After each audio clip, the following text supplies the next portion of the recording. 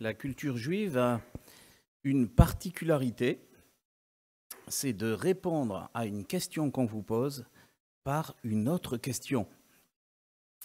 C'est une manière de ne pas se mettre en difficulté, puisque finalement on ne dit pas ce qu'on pense, n'est-ce pas?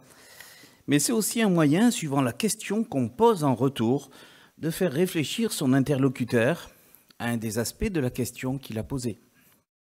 Répondre à une question par une autre question, c'est un moyen intéressant pour pousser notre interlocuteur dans ses retranchements, mais aussi finalement pour le pousser à dévoiler ses propres pensées. Pourquoi pose-t-il cette question? Qu'est-ce qu'il y a derrière?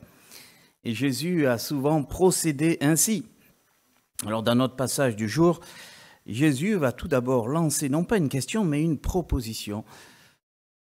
Et ce qu'il dit est si puissant que cela va faire littéralement la place vide autour de lui. Et puis ensuite, il va poser une question. Alors nous allons lire notre passage dans la version Sommaire, Jean 8, versets 1 à 11.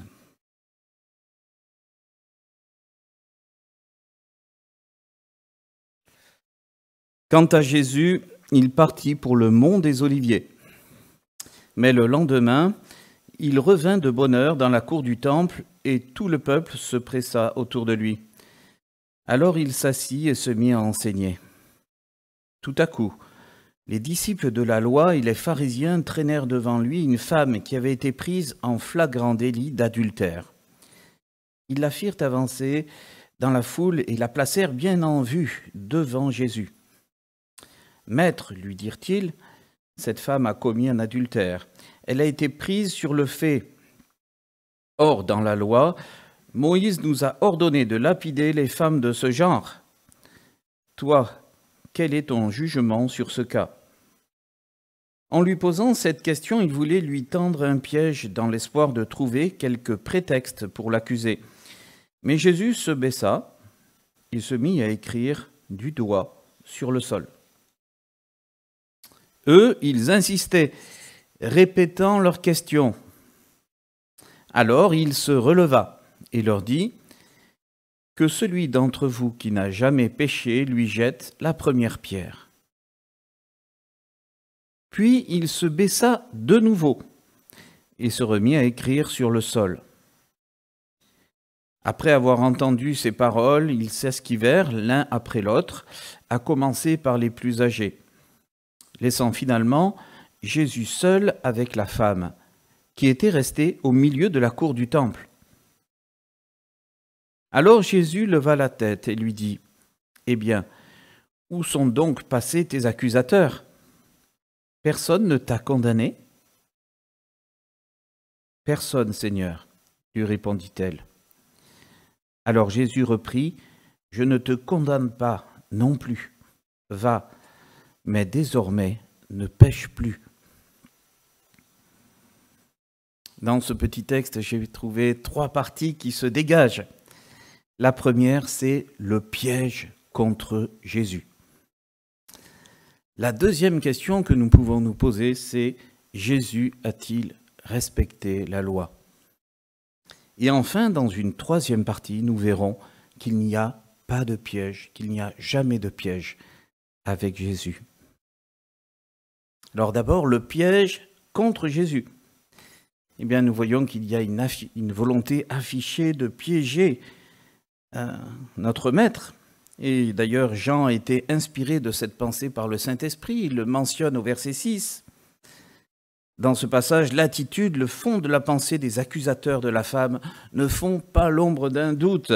Ils veulent tendre un piège à Jésus, trouver un moyen de l'accuser, c'est-à-dire de le traduire en justice, de trouver des fautes en lui. Pourquoi avait-il cette mauvaise intention? Eh bien, parce qu'on a vu dans les chapitres précédents que Jésus était de plus en plus dans des moments d'opposition avec les autorités religieuses qui n'appréciaient pas son enseignement, ce qu'il disait. Ils avaient une théologie belle en apparence, mais tellement hypocrite dans sa réalité.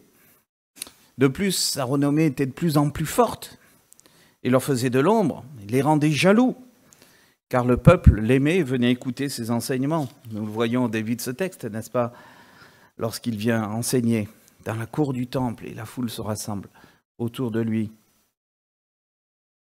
Alors, quels moyens utilisent-ils pour essayer de le piéger? Eh bien, ils ont voulu lui demander de répondre à une question qui jetterait sur lui le discrédit ou permettrait de l'accuser, voire de le faire condamner.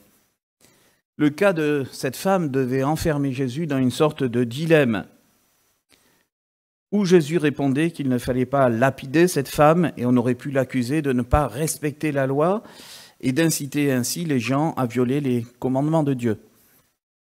Ou bien il demandait d'appliquer la loi, c'est-à-dire de la lapider, et il se serait arrogé la fonction de juge qu'il n'était pas. Alors on pouvait l'accuser d'usurper un pouvoir qui n'appartenait qu'à l'occupant romain. Vous savez que les Romains étaient occupants dans la Galilée, et seuls eux avaient le droit de prononcer la peine capitale. Et dans ce cas, eh bien, ça aurait jeté un discrédit sur Jésus, qui était un homme miséricordieux, plein d'amour, plein d'attention.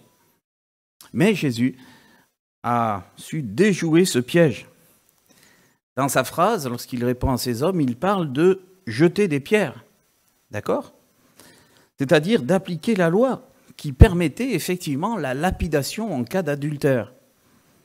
Il ne pouvait donc pas être accusé de transgresser la loi.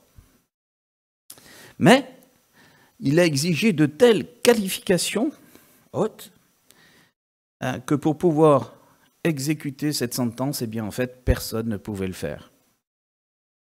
Ainsi, tout en respectant la loi, il a retourné l'accusation contre les accusateurs. Voyons maintenant, est-ce que Jésus a respecté la loi? Que disait la loi? Car les accusateurs de notre texte disent que dans la loi, Moïse a ordonné de lapider les femmes de ce genre. L'un des 10 commandements de Moïse concerne effectivement directement la transgression du mariage. Et c'est le célèbre commandement d'Exode 20, 14 qui dit « Tu ne commettras pas d'adultère ». En Lévitique 20, verset 10, « Si un homme commet un adultère avec une femme mariée, s'il commet un adultère avec la femme de son prochain, l'homme et la femme adultères seront punis de mort. » Dans Deutéronome 22, 22 ou 24, 22, si l'on trouve un homme en train de coucher avec une femme mariée, ils mourront tous les deux, l'homme qui a couché avec la femme ainsi que la femme.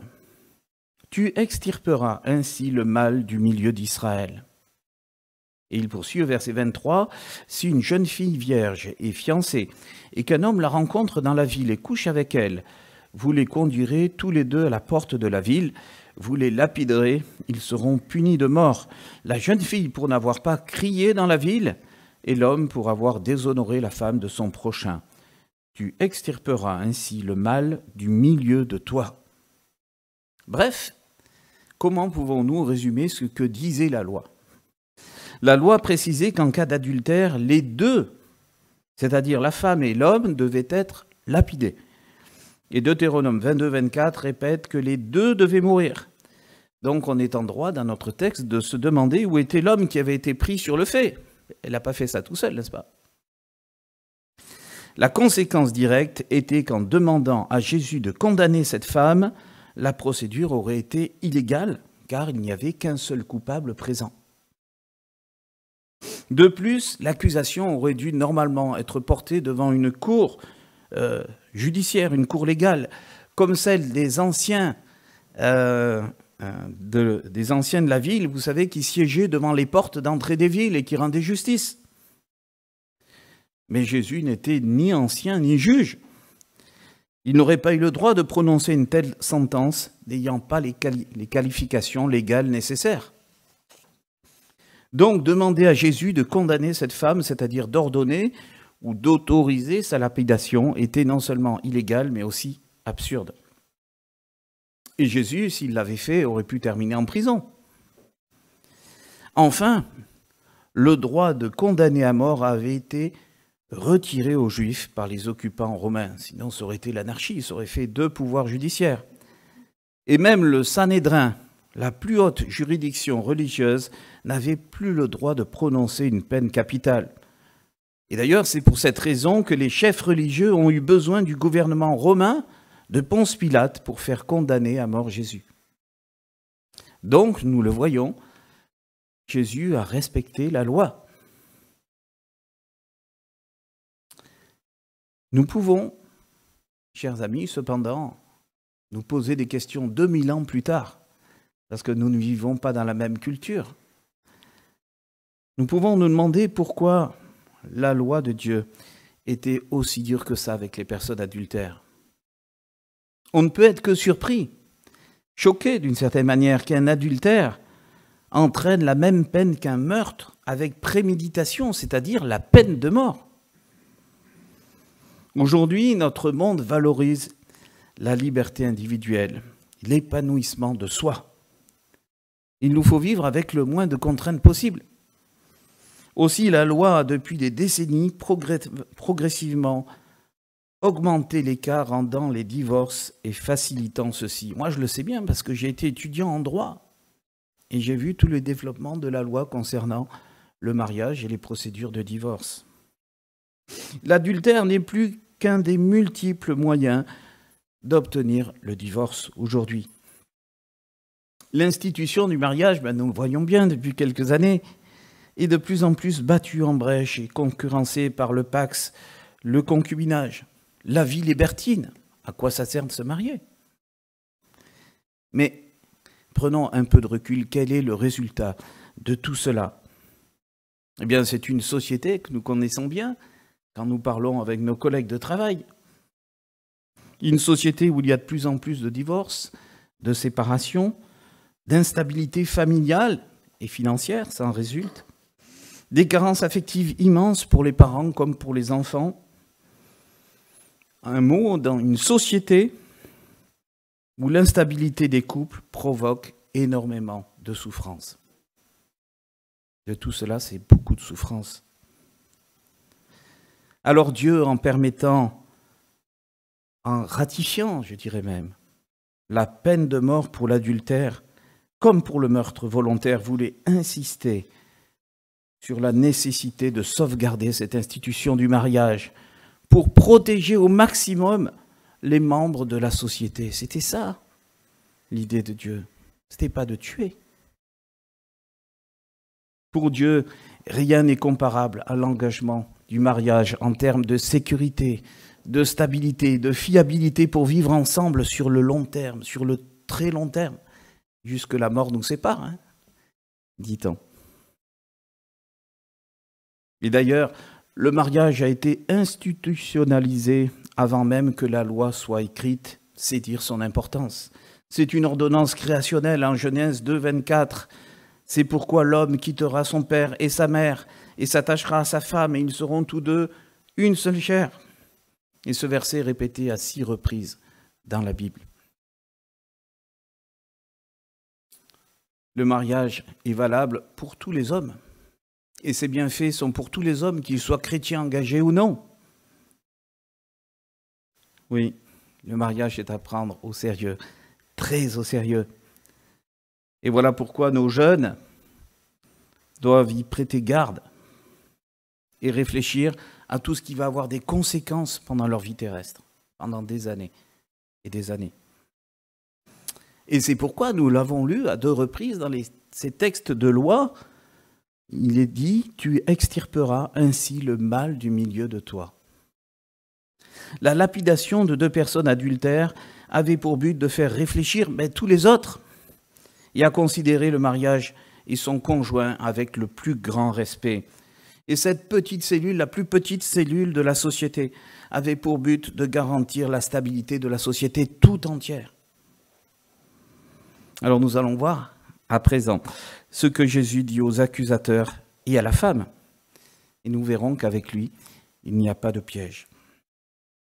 Pas de piège avec Jésus. Sa réponse aux accusateurs. Pourquoi est-il mentionné que Jésus écrivait sur le sol à 2 reprises? Il écrit, ils viennent, ils accusent. Comme ils insistent, il finit par se lever, il leur parle, il se rassit et il écrit à nouveau sans les regarder. On pourrait croire que Jésus est perturbé, décontenancé. Il écrit au sol avec son doigt, nous dit Jean, on ne sait pas ce qu'il écrit. Il y a eu beaucoup d'études là-dessus. Il y en a qui ont calculé ce qu'on pouvait écrire comme verset en étant assis du même endroit, par exemple. Certains ont supposé qu'il écrivait quelque chose que ses interlocuteurs auraient pu lire. Pourquoi pas? Par exemple, le commandement « Tu ne porteras pas de faux témoignages ». Ou un verset comme celui d'Exode 23:1 qui dit « Ne te rends pas complice d'un méchant par un faux témoignage ». Mais tout cela est de la conjecture, vous êtes d'accord, puisque Jean ne dit rien à ce sujet. Sans doute est-ce plutôt l'attitude de Jésus qui est importante. Jésus prend son temps pour répondre, et pendant ce temps, il écrit sur le sol. Pressé, il se lève, pressé par ses interlocuteurs. Il leur lance un véritable défi. Puis, je l'ai dit, continue à écrire par terre, sans attendre de réponse, ni même les regarder. Ainsi, chaque homme ne peut qu'examiner sa conscience et être accusé par elle dans ses mauvaises intentions. Car, réfléchissons un instant. Attraper une femme et un homme en flagrant délit d'adultère, n'est-ce pas quelque part un peu difficile quand même? Et cela semble tomber à pic dans cette situation. Est-ce qu'on ne pourrait pas imaginer que cette femme s'est faite piéger par un homme qui avait été soudoyé, dans le but ensuite de piéger Jésus? Cela expliquerait alors que son amant ait pu s'esquiver si facilement. En tout cas, ce qui me surprend le plus dans ce passage, c'est l'examen de conscience de tous ces accusateurs haineux et de mauvaise foi, et qui pourtant vont se sentir tellement honteux et pécheurs qu'ils ne peuvent pas rester présents suite au défi que leur a lancé Jésus. Avouez que c'était un peu fort de café ce qui s'est passé. Ils s'en vont, et cela signifie, chers amis, avec force, que tous ces hommes reconnaissent qu'ils ont péché au moins une fois dans leur vie. Vous êtes d'accord avec moi? Et notamment que le fond de leur cœur était mauvais, noir, on pourrait dire, dans cette affaire. Et d'ailleurs, l'apôtre Jean le spécifie bien au verset 6. Et ce qui est curieux, c'est que à cause de ce sentiment de honte, aucun de ces hommes n'a l'énergie ou la répartie pour dire à Jésus « Mais c'est hors sujet ce que tu nous dis. C'est pas nous qui sommes en cause, c'est elle. La loi dit qu'il faut punir. Qu'est-ce que tu dis, toi ?» Et leur conscience les accuse et ils s'en vont honteux. Il faut dire que les Juifs à l'époque avaient une grande connaissance du péché et de la sainteté de Dieu. Les Juifs, ils ont été élevés toute leur vie avec la connaissance du péché. Il y avait la loi sur les sacrifices qui était là, ils le voyaient tout le temps pour expier les péchés du peuple. Ils allaient au temple, ils amenaient des animaux. Il y avait la grande fête du Yom Kippour qui célèbre le grand pardon accordé par Dieu au peuple. Bref, pour les Juifs du temps de Jésus, le mot péché avait une signification très forte, un sens concret pour eux. Mais aujourd'hui, chers amis, regardons autour de nous. Et nous pouvons constater que les choses ont complètement changé. La plupart des enfants sont élevés dans l'ignorance de Dieu. Alors la notion du péché, n'en parlons pas. Et on en arrive donc à des générations de personnes qui se créent leur propre vision du bien et du mal, leur propre morale. Essayez un peu de parler du péché à un de vos contemporains. Mais il lui faudra certainement beaucoup de temps pour comprendre ce que ça veut dire, le péché, et toutes les conséquences spirituelles du péché. C'est un peu comme si vous parliez un langage incompréhensible pour lui, moralisateur. Et c'est justement une des raisons de l'existence d'une église comme la nôtre, et de toutes les églises dans le monde, Parce que les personnes qui viennent, qui s'intéressent à Dieu, elles vont pouvoir entendre petit à petit ce que c'est que le péché, comprendre que c'est tellement d'importance pour Dieu et qu'il y a un problème. C'est le message de la bonne nouvelle de Christ.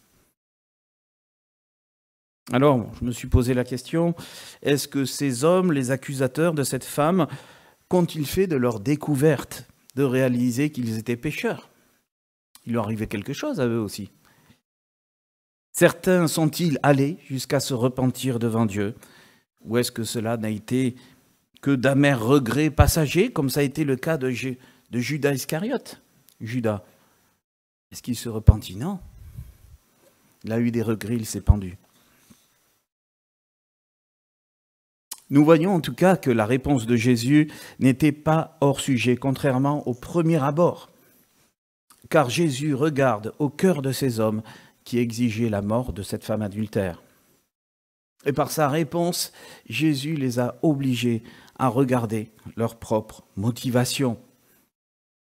Et cela nous met en lumière, je dirais, le rôle essentiel des témoins d'actes répréhensibles et de la probité qui est exigée dans la loi de Dieu, justement. La loi disait au sujet des témoins, Exode 23:1, « Tu ne colporteras pas de rumeurs sans fondement, ne te rends pas complice d'un méchant par un faux témoignage, ne suis pas la majorité pour faire le mal, si tu es appelé à témoigner dans un procès, ne te conforme pas au grand nombre pour fausser le droit. » Et on peut se demander si ces hommes, pris dans leur conscience, ne se sont pas retirés par peur d'être châtiés de Dieu, en prenant conscience que ce qu'ils faisaient était mal et que cela pouvait avoir des conséquences pour eux, à cause de leur témoignage partiel, mensonger ou biaisé.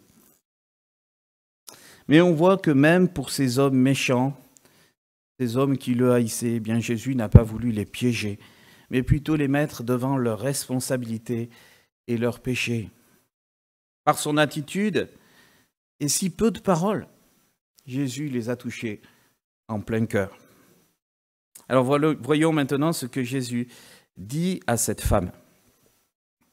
Eh bien, où sont passés tes accusateurs?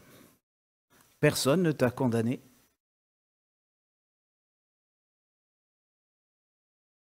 Personne, Seigneur, lui répondit-elle.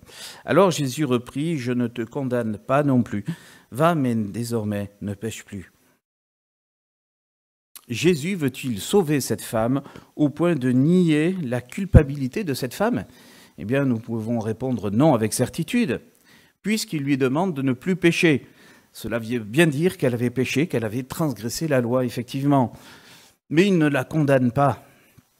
En effet, on a vu que Jésus n'est pas un juge. Il ne peut prononcer une condamnation qui serait suivie d'effets ou exécutoire. Je ne te condamne pas veut donc dire, je n'ai pas le pouvoir de te condamner. Et d'ailleurs, comme ceux qui sont partis tout à l'heure. La première raison pour laquelle, mais pas pour les mêmes raisons, parce que Jésus n'a jamais péché. D'accord? Donc la première raison pour laquelle Jésus ne condamne pas cette femme, c'est une raison légale, nous en avons parlé tout à l'heure. Il n'avait pas de légitimité juridique pour condamner cette femme. Et la deuxième raison fondamentale, c'est sur celle-là que je vais insister maintenant, cela tient à la raison de son ministère, tout simplement, de sa venue dans le monde. Nous avons lu en Jean 3,17 que Jésus n'est pas venu pour condamner le monde, mais pour le sauver. Loué soit-il. Alors Jésus, certes, a souvent rappelé durant son ministère que le jugement viendrait à coup sûr et qu'il est urgent de mettre sa vie en règle, de se réconcilier avec Dieu en réglant son problème de péché. Alors oui, cette femme a péché, oui, cette femme est condamnable, tout comme l'homme avec qui elle a commis l'adultère, mais il est encore temps pour elle de changer de vie.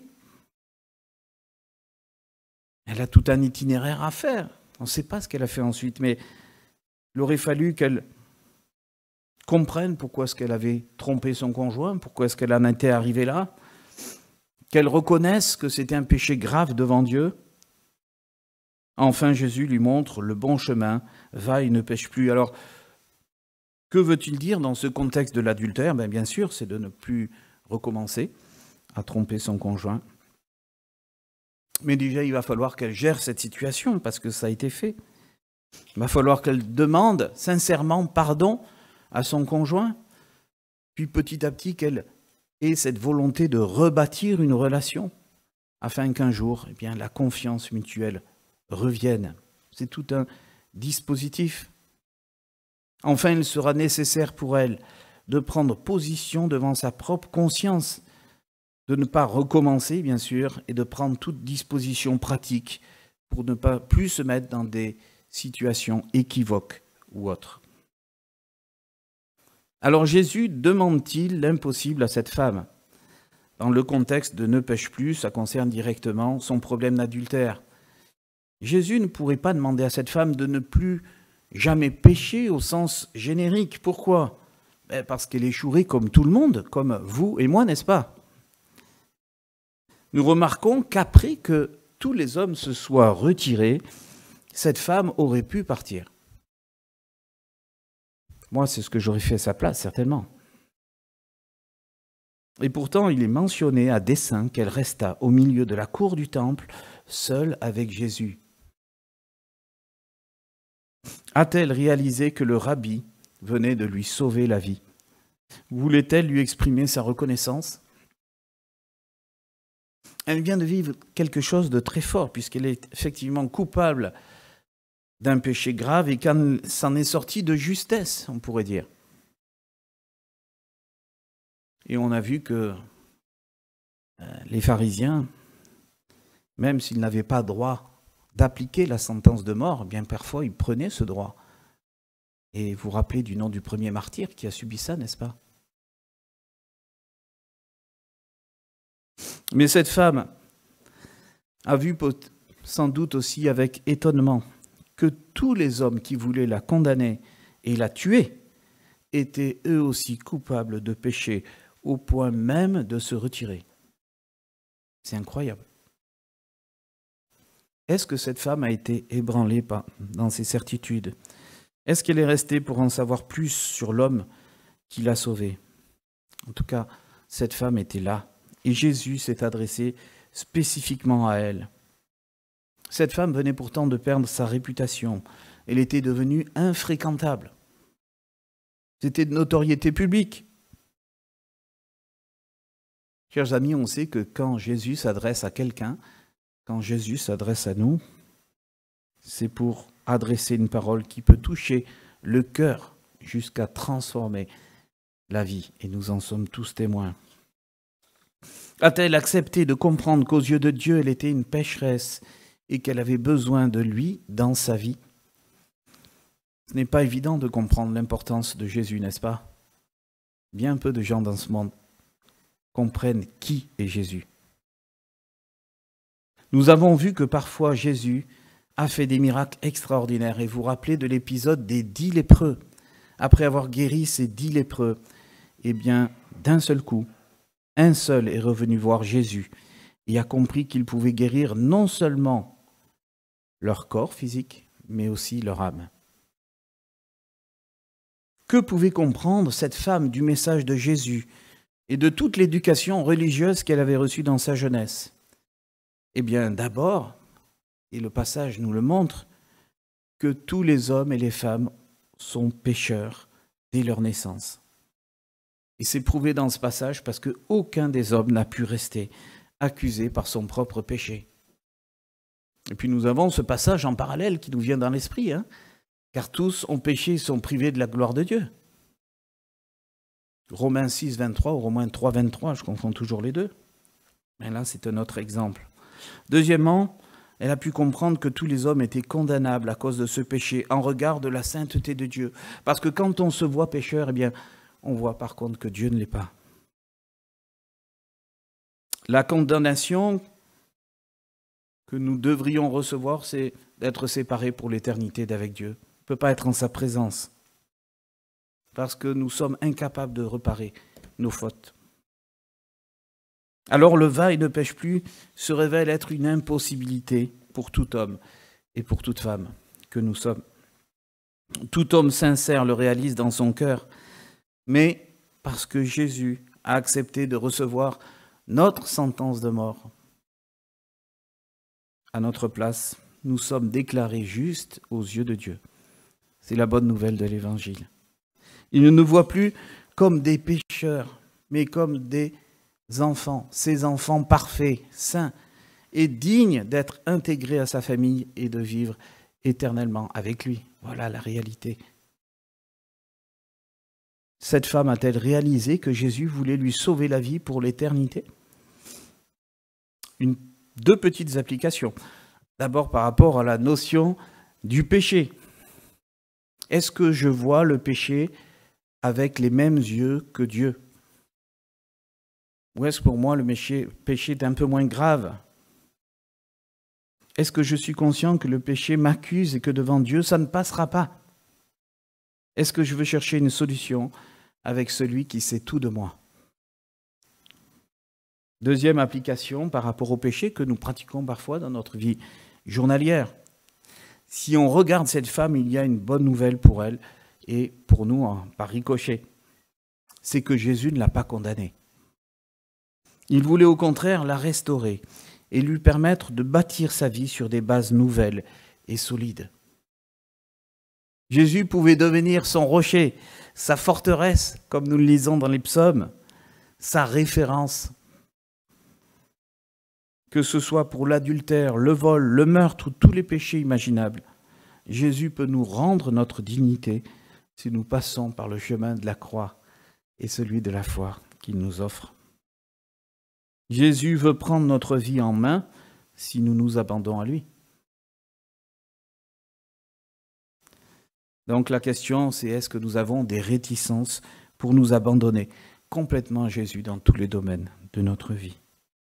Est-ce que nous pensons qu'il ne peut pas nous aider dans certains domaines parce qu'il n'est pas à la hauteur ou ça ne le regarde pas ? Mais regardons un instant ce que Jésus a fait dans la vie de Zachée, le voleur, ce que Jésus a fait dans celle de Saul de Tarse. Et puis il y a tant d'autres exemples, n'est-ce pas ? Alors en conclusion, chers amis, je dirais que si nous regardons les choses en rapport avec ce texte, eh bien nous sommes tous des femmes et des hommes adultères. Nous avons péché maintes et maintes fois. Nous avons adoré d'autres dieux plutôt que Dieu seul. Nous avons eu des cœurs partagés. Et pourtant, Jésus a décidé de ne pas nous condamner à la mort éternelle. Si nous lui appartenons, il nous reprend, il nous corrige, il nous éduque et il nous guide chaque jour.